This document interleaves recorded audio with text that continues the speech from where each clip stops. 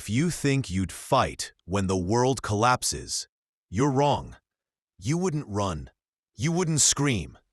You'd stand there, frozen, while your brain quietly shuts you down. And the scariest part? You won't even realize you're dying. When the real moment of danger arrives, most people don't run, don't fight, don't even think. They freeze. Their bodies are fine. The exit is right in front of them. But their brain goes black, like a system crash. You probably don't want to hear this, but the most dangerous part of any collapse isn't hunger or thirst or even looters.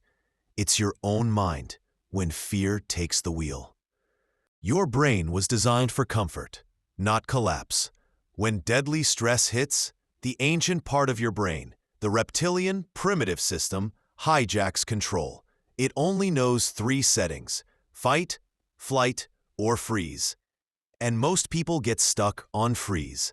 Freezing happens because your brain can't choose between survival options, so it shuts the system down to buy time.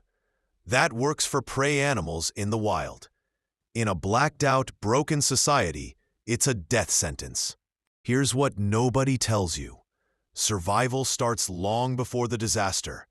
You have to train your mind so that when the world breaks, it doesn't sit there waiting for instructions.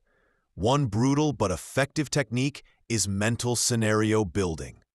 When you repeatedly visualize total blackouts, distant explosions, silent phones, locked doors, empty streets, your brain stops tagging these conditions as unknown.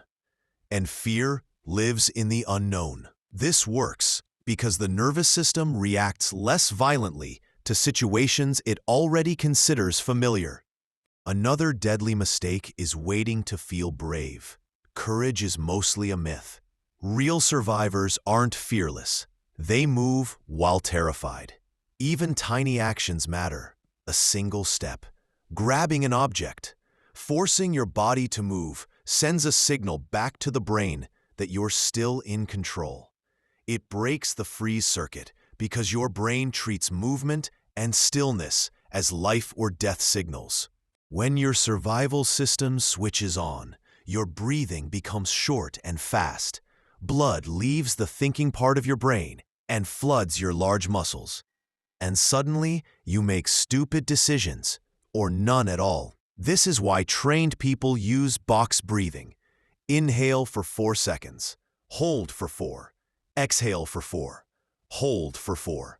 It sounds simple, but it works because it stabilizes carbon dioxide levels and drags your nervous system out of blind panic and back toward controlled alertness. One of the most lethal human instincts during collapse is moving toward crowds. Your social brain lies to you. It says people equal safety. In reality, crowds mean competition for food, noise, attention, chaos, and predators disguised as neighbors. The people who survive the early phase of collapse almost always move away from population centers fast.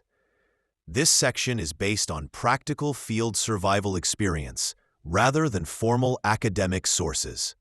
Another mental trap is denial, and it kills quietly. People hear an explosion and say, probably construction. The power dies and they say, it'll be back in an hour. That hesitation burns the only currency that matters: time. Survivors do the opposite. They assume the worst scenario immediately and scale down later if they're wrong. Neurologically, this activates your prefrontal cortex, the part of the brain responsible for logic and planning. Instead of letting your fear center run wild, your body is built to survive. Your lifestyle is not. Constant light, constant sugar, warm rooms, endless stimulation. All of it makes your nervous system soft. When the water stops, the cards stop working, the phones go silent. What dies first isn't hope, it's structure. That's why controlled discomfort works. Short fasts, long silent walks, turning your phone off on purpose. Training your brain to exist without constant input rebuilds your survival wiring. This section is based on practical field survival experience rather than formal academic sources. The most dangerous lie you were ever told is that the world will be fair. Collapse doesn't care if you're kind.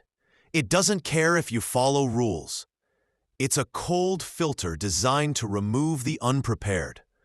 But here's the part that should scare you and inspire you at the same time. Weakness is not fate. It's a habit, a neurological pattern you can rewrite. You are already training every day, just not in the right direction. Every time you avoid hard decisions, every time you delay discomfort, every time you wait for perfect conditions, you are practicing freezing. But the same brain that learns to lock up can learn to move in darkness. And if the world really does go silent one day, if the lights die, the streets empty, and the rules evaporate, the only thing standing between you and the end won't be your supplies, your strength, or your weapons. If you think you'd fight when the world collapses, you're wrong. You wouldn't run. You wouldn't scream. You'd stand there frozen while your brain quietly shuts you down. And the scariest part? You won't even realize you're dying.